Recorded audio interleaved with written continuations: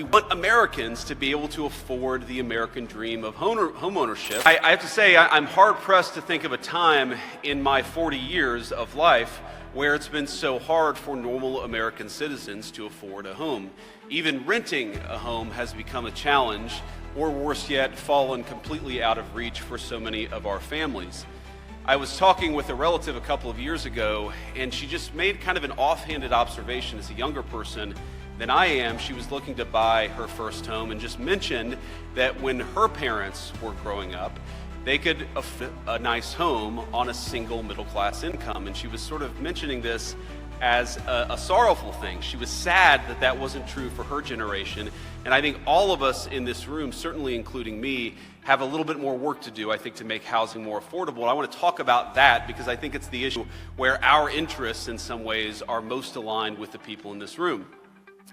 I read recently that the average income it takes to buy a new house is nearly 2 times the average salary of your typical American family. Not the average American worker, but the combined incomes of a husband and wife, and that's just not acceptable or sustainable in the United States of America. We want Americans to be able to afford the American dream of homeownership because we know that when people own their homes, it makes them a stakeholder. It makes them a stakeholder in their neighborhoods, in their cities, and ultimately, of course, in this country that all of us love so much.